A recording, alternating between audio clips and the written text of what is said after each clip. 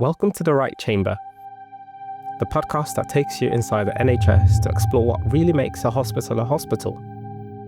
Each episode, we sit down with the people who keep healthcare moving, from doctors, nurses on the front line, to students, the support teams, administrators, corporate staff, and everyone in between.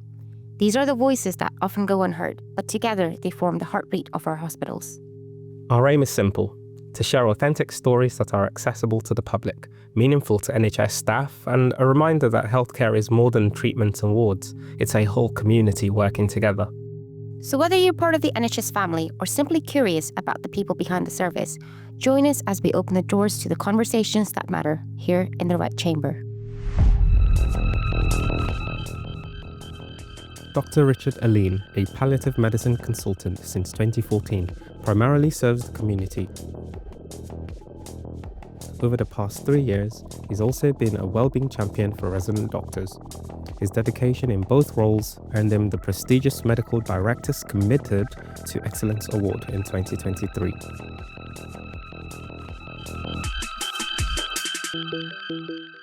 Hello and welcome to today's episode of the Right Chamber podcast. I'm Jaspreet. And I'm Victor. Thanks for joining us again. In this episode, we're exploring how senior doctors can support trainees from a wellbeing perspective and how we can all learn from that approach. Our guest today introduces us to a simple yet powerful approach he uses to navigate challenging situations and to support others with compassion and clarity.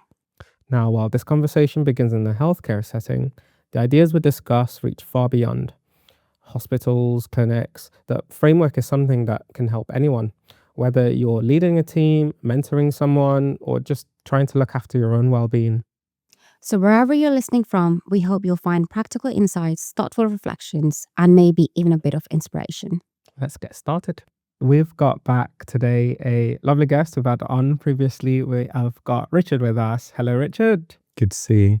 Thanks for having me back. It's lovely to have you back. You might recognize Richard from some of our previous episode where we talked about palliative care and we talked about well-being. But for our new listeners, I'll just let Richard introduce himself just to bring you all up to speed with who he is. So please, Richard. Yeah, so my name's Richard Alleyne. I'm a palliative care consultant by trade, but I also do I'm the wellbeing champion for resident doctors.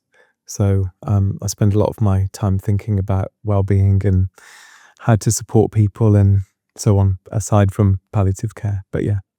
Brilliant. Awesome. And just, right on that topic of supporting people, we're going to go in a little bit more detail on that on this episode today. Support is something we have mentioned on the previous episode, something that's very important. We will all need support at some point. Today, we're particularly leaning on our more junior staff and the relationship with the senior staff. In what way can we approach that support that is needed for junior staff from senior? Yeah, so I think the first thing to say is that there is an issue for resident doctors, junior doctors who work in this trust, who work in all trusts, who have their unique sort of group of stresses and challenges and things that they really find difficult. I remember being in FY1 many years ago, and the way that I handled stresses and so on, completely different back then to how they are now. I've matured. I understand what's important, what isn't. As a very junior doctor, gosh, you're stepping into what feels like a lion's den at times, with pressures coming at you from left, right, and centre. Yeah. And which you guys know better than I do. I remember very well. Yeah, and it's really challenging. And I think, especially in the healthcare environment that we work in today, and I often say to resident or junior doctors when I speak to them that, look, we can't necessarily change the workload, we can't change the flow of patients that are coming in, but we can look at how you're managing it and I often talk to people about prioritization and relationships and how to hand over effectively and these sorts of tools. But I think one of the things that I wanted to talk about today was really about that relationship between, like you've said, with more senior colleagues, whether that's consultants or other senior doctors, registrars or whoever, who I just want to encourage people to look out for the more junior doctors and spot people that are in difficulty and maybe talk to the more senior doctors today in this podcast about how to provide that support. What's really made you think about that there's lack of support from seniors to juniors? I mean, don't get me wrong. I think there's a lot of really brilliant senior doctors in this organisation. I really do. But I think a lot of the time it's probably a time issue and a pressure issue. Like, who has time when you've got so many patients to see, you've got so many things to do, then you see someone upset or something, that's just going to derail these other 100 things that you've got to get done. The junior might not be open enough to like tell their senior that they're struggling with something. Yeah, that's so when right. you have your meetings with them and the senior asks, how have you been? He's like, well, most of the time it's, I'm fine. I'm fine. Yeah. And I think, and I used to answer questions like that when I was, doing my training and so on. And I think it's because you don't, as a junior doctor, and I know I keep on using that phrase, but I mean junior, like younger is what I'm talking about. You don't want to display any weakness. You want to look like you're ticking all the right boxes and doing everything really well. But you may be doing that on the surface, but underneath, in the bits that you can't see, that's where you could be really struggling, Yeah, and I know we'll go into some kind of more structured approach to approach this, but just on that point, it highlights the importance of the junior doctors, or seniors in whatever respect, making themselves available to those doctors, because if they feel safe around them, feel that they can open up more to them, then that "how are you doing" question can go very differently, can't it? And all of a sudden now, they're actually opening up about the struggles and the pressures that they're going through, and now you have the space to then, okay, I can take action here to help and provide support in this way. So that openness is all important. It's just awareness, isn't it? Like awareness of your juniors. Like sometimes someone may look a little bit upset. It's like taking that time to ask, are you okay? Yeah.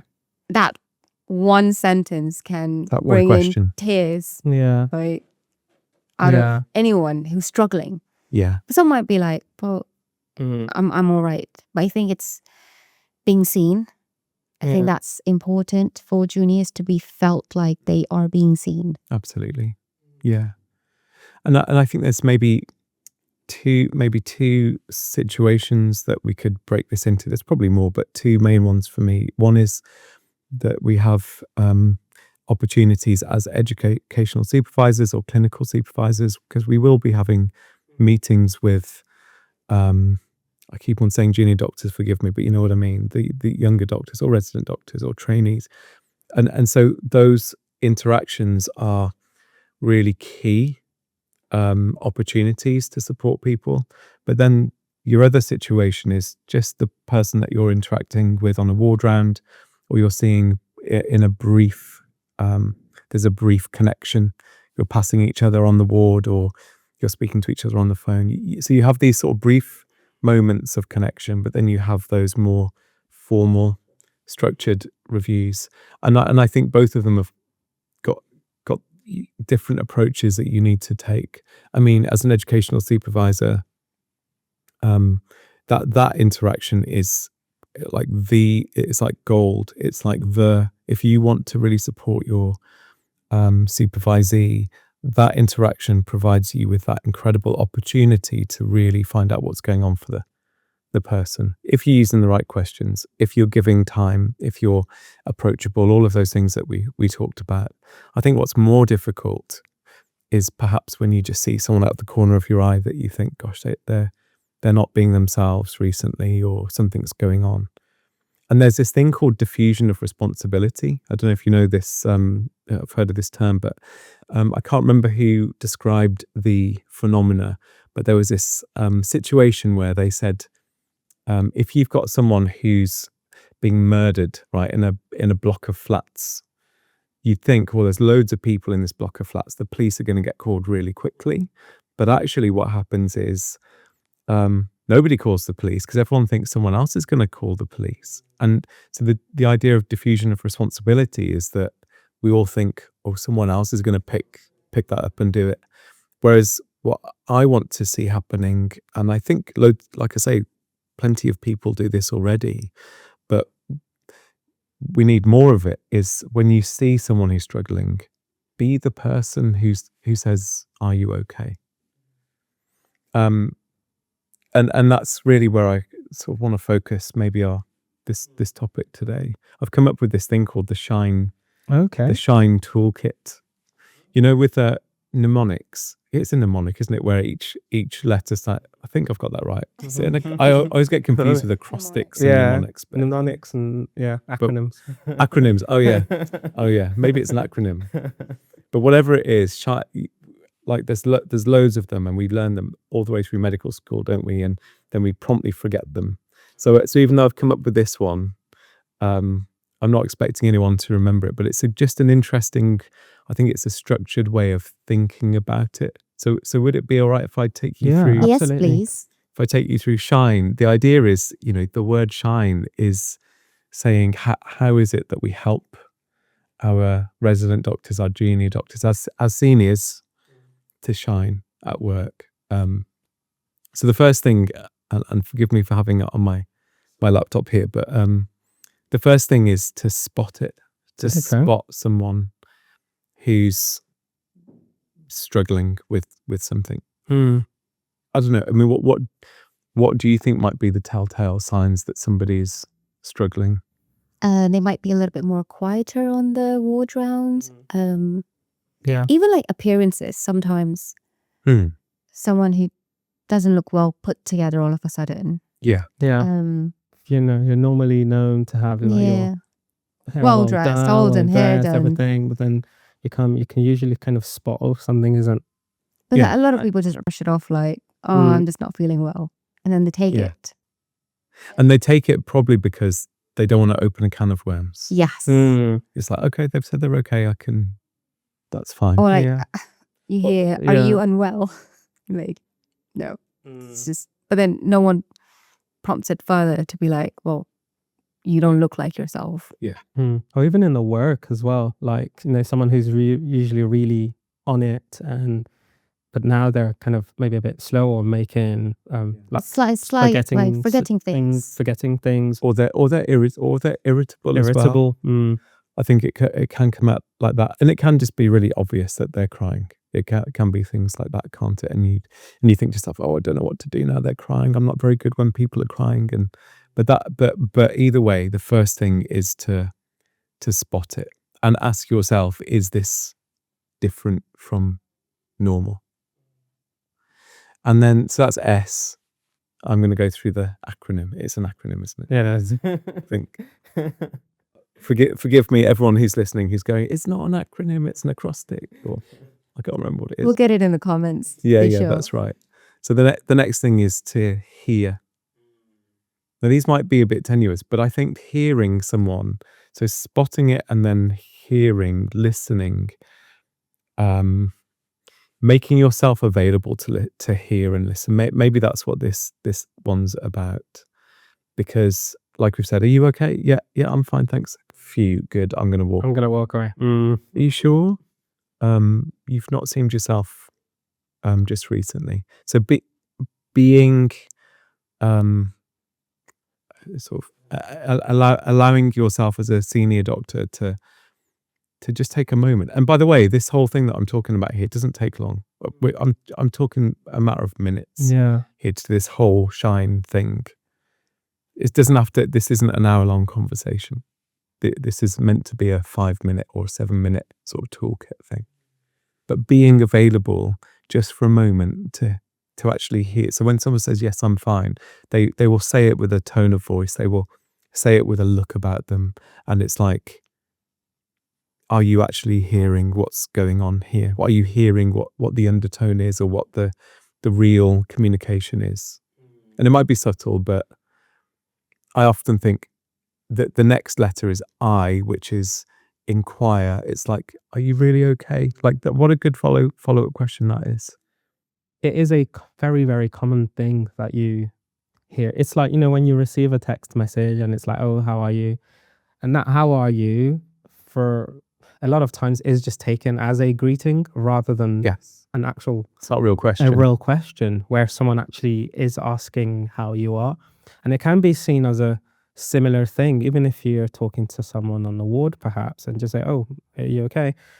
That might just be, that, oh yeah, I'm fine. It might just be their response to the, oh yeah, they're just greeting me, rather than actually seeking to help me and Yeah. see if I am actually Yeah. okay. So I think that next letter of inquiring is very important, because then it breaks past that first. Yeah. It's the second question. It's the second question. It's the second question. That then causes, oh, okay, this is different.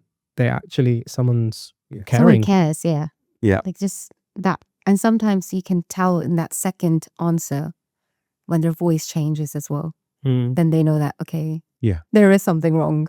I think maybe the place that you do the inquiry is important as well, because if I asked you now in front of everybody and there's a camera rolling, you might answer in a certain way. Whereas actually, if I took you aside and said, is everything okay?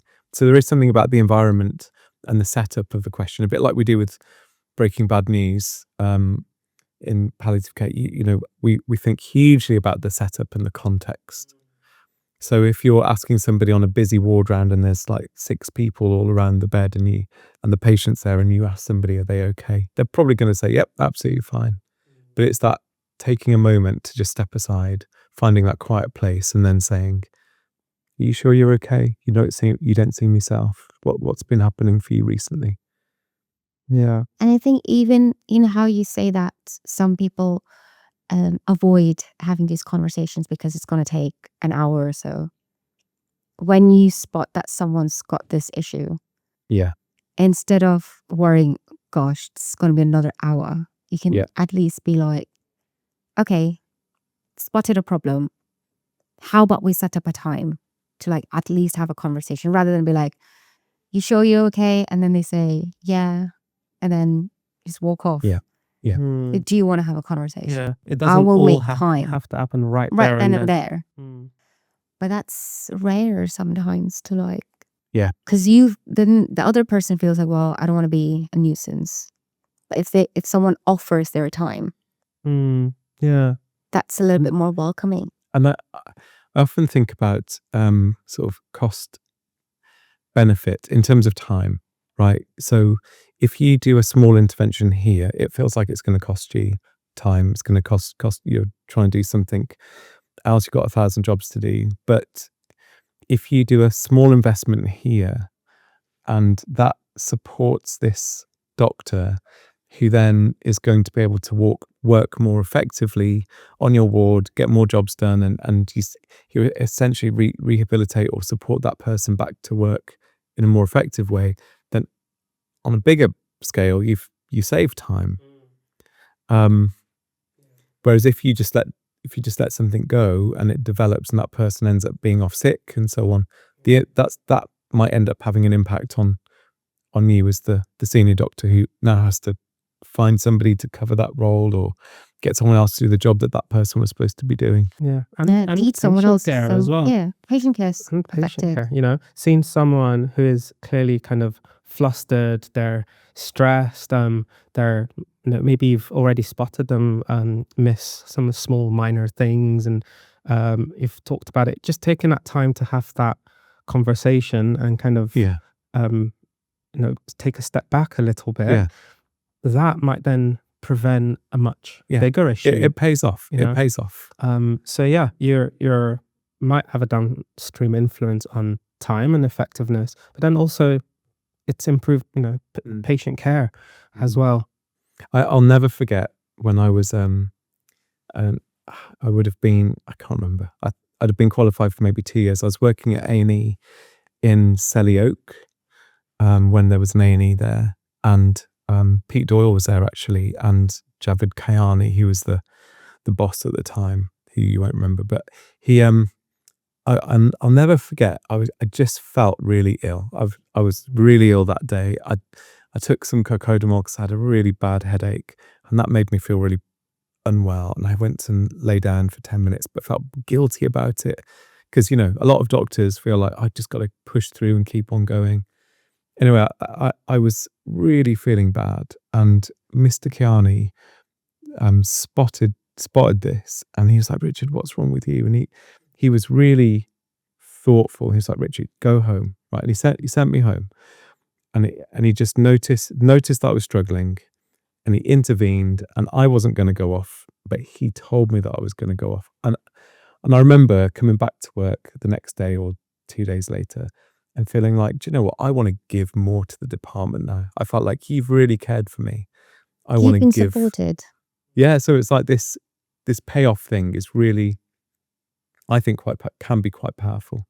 And I remember when again as a consultant, because remember, this isn't just about junior doctors. I think we need to look after each other as senior doctors as well. And I think when my mum was poorly about 5 years ago and was sort of coming to the end of her life, and I just felt I need to keep on working. I need to be back at work. And my line manager, who was brilliant, she kind of said to me, "Richard, you need to have the permission. Like someone needs to say to you, you need to have the permission, Richard, to be off at the moment because you're not coping." And I wasn't coping. I just didn't want to face that. And actually, when I took the time off, and it was so healthy, and when I came back, I was just like, I feel like I want to give more to the department. So I'm just saying, that they were quite. That was a big thing, at the time. But even for little things that people are going through, I think if we are supportive and people feel supported, then I think they will give back more. And that's the next letter, actually. N in Shine stands for nurture. And I think it's not just about spotting it or hearing or the inquiry, but it's like, this is all nurturing. Like so junior doctors or resident doctors, they are like, seeds or saplings that you need to support and help grow. And a sapling, when it's growing, you need to cultivate the soil, you need to give it water, you need to give it food, you need to give it space, oxygen, sunlight, all of these things, all of these elements go into it. And as senior doctors, if we want our junior staff to develop and grow and become and to flourish, then we need to nurture them.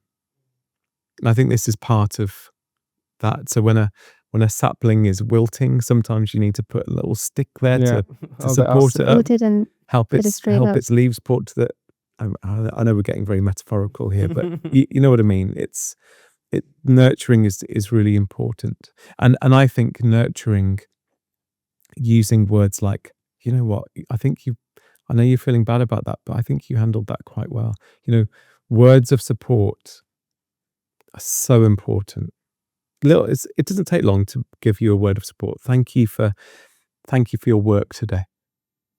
I think that's very, very important. When you've had a long day, and then your registrar or consultant says, "You did well today." Even if it's your normal job, Gosh, you do this every day. It lifts you, doesn't it? You go home feeling so happy. You've had such a hard day. You know it's your job. This is expected of you. But when just someone says, "You did really well," you didn't do anything extraordinary, but they just say, "You did really well." You go home feeling so relaxed and so happy. Thank you for your hard work. You've done that really well. That was a really difficult thing that you faced, and I think you handled it really well. Those sorts of things, they cost us as senior doctors nothing. I'll tell you what we're good at. We're good at telling people how they didn't do well and how badly they've done. I love the fact that we've got the grey text system here. Yeah. So alongside day text, we've got grey text, which is where you can, officially tell someone how well they've done and sort of make it known. I think that's so good. That's so healthy. Yeah.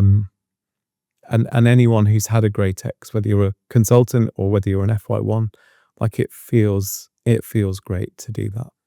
But like this nurturing idea, building people's confidence with just small words of affirmation and feedback. It costs nothing, but has such a powerful effect. Because we all want to feel seen, and I think one of the challenges is that we, as a young doctor, you can just end up feeling like you're in a sea of chaos and so on, and you're not seen.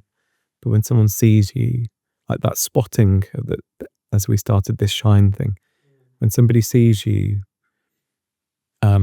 acknowledges what you're going through, or tells you what you've done is good, nurtures you, that's really powerful. No, someone might go home and think they're going to quit tomorrow. Yeah. But just you checking in on them, they might change their mind. Like, it's fine. NHS is all right. I'll come back. Just checking in on people. Yeah. That's right. Do you want to know what the E stands for? Yes. What could you guess what it stands for? So we've done spot. We've done here, inquire, nurture. Shall I tell you what the E stands for? It's really for again for the senior doctors. It's escalate, because, like I said, this shine intervention or this shine toolkit is not about having that hour-long meeting when you're on the ward. It's spotting there's an issue, and it's knowing how to acknowledge it and name it and be supportive, but then be able to also get on with all the other jobs that you need to do. And so to do that, you need to escalate. And that escalation could either be, like you said earlier, let's arrange a time to meet up. So that could be escalation, or it could be that you have to escalate to a different sort of professional line of support, like occupational health, or sometimes to the professional support unit, or from the deanery, or wherever it is. But just getting that escalation, getting that additional support. You're going to the educational supervisor if you're not the educational supervisor. Sometimes it might be saying, Richard, someone might. I have lots of consultants getting in touch with me saying, "Well, could you meet up with this doctor who's having a hard time at the moment?" So that's fine as well. And the best approaches, I think, are often combined approaches. Obviously, confidentiality and etc. is hugely important when someone's struggling, because they won't want everyone to know what's going on. But getting the right people to be involved and to support as a team is really important. So it's not just you've asked the question, and I think the problem is you might feel, now I've got to sort of do everything. But actually there is a support network. Or if you don't have time, like escalate to their supervisor and say, look, I think this person might need a little bit more attention. Not in a negative way, but can we just check on this person? Or encourage them as well. Because sometimes, in the busyness of ward life and everything, you just sometimes forget that all these people are actually there and available to help you. And sometimes you just need that little reminder, oh yeah, I can actually drop them an email and they'll probably arrange a meeting with me, or depending on the relationship you have with them, you can just send them a message and they can probably arrange to meet you sooner. And That's you can right. talk things through. But yeah, so it could either, that escalation, just as you said, could be from yourself to arrange a time to meet them later over a coffee or something like that, talk things through properly. Or if you feel, actually, I think someone who's more trained would be more appropriate to deal with this, you can just signpost them and just remind them that there are these people available to help you. So I think if you were to use the Shine toolkit and you saw someone on the ward who looked, you're spotting them and you thought, gosh, they don't look themselves, or something's going on with that person. I don't think that that intervention has to take long at all. I really don't. Yeah. It might end up taking 10 minutes. I don't know. But it doesn't have to be the rest of your day. I think there's enough people in this organisation, because I think this organisation is great at providing support, actually. And there's enough people in this organisation to surround this person or help in the appropriate way. Yeah. And help you as the consultant or as the senior doctor. You might be like, I just don't know what to do. I'm out of my depth here. There will be someone who knows how to help. When you have like the formal ARCPs, I think, or like the check-ins, I feel like juniors may be a little bit reluctant to really say how they are. Maybe because there is a section where they say, how are you? Like, how are you feeling or something? Inquire about it a little bit further rather than just take their answer for it and be like, you sure? Yeah. Like, how has your year been? How have the last few months been? How's your rotation? Have you struggled with anything? Rather than just take that, it's been fine, and then go on. Yeah. Like, take a little bit more time. Yeah. It works in both kind of scenarios, doesn't it? It does work in that formal, structured meeting, but then also in that just, on the ward, Wards. just you spot something, hear them out, inquire a bit further. You're there as a nurturing senior to them, and point them in the right direction, or maybe there's something you can do. And just as you said, when you think about that SHINE acronym that way, it's something that doesn't actually take too long at all. Doesn't take long. I think everyone will remember that. Let your genius shine. Yeah, that's right. Oh, good. Do you like it? I like it. I like it for sure. Acronyms. Good. I like it for sure. When we're talking about this senior relationship, yes, it can be, consultant to registrars to residents, but also as clinical teaching fellow with my teaching hat on, also medical students on the wards. It could be an F1, F2, and you see that medical student, and you can apply the same kind of concept to it and hear them out. If you spot something, inquire a little bit, nurture, and there'll be support available for them as well. So it does work at every level. Yeah, and also peer to peer as well. So not medics. Like, even like, if you see like a nurse or HCA looking not themselves, takes 2 seconds to ask. Are you right? It's all about caring for each other, isn't it? At the end of the day, that's what we're talking about. We're talking about basics here. Do you care for the person that you're talking to, or the person that's over there? And I think that's the culture of. The culture of this organisation is, care and compassion. That's what we're aiming for. We want this to be an organisation where we are caring and compassionate for our patients, but also for each other. Absolutely. But everyone's rushed, pushed, under pressure, stressed. You can see where it's creaking and where the cracks are, and that's the challenge. So that's why I'm sort of emphasising perhaps how quick this intervention could be. That has been a very lovely conversation. Thank you for having me. Yeah. Thank you again for coming. It's always a joy having you. Anytime. We'll have you back again. Thank you.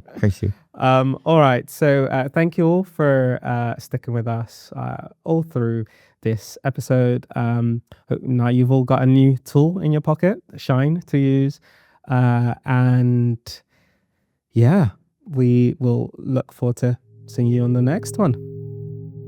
Remember to stay connected with us on social media. Follow us on Instagram and TikTok at RGUCMS, and subscribe to our YouTube channel, RGUC Media, for more exclusive content and updates. Thanks for tuning in to the Right Chamber podcast. Until next time.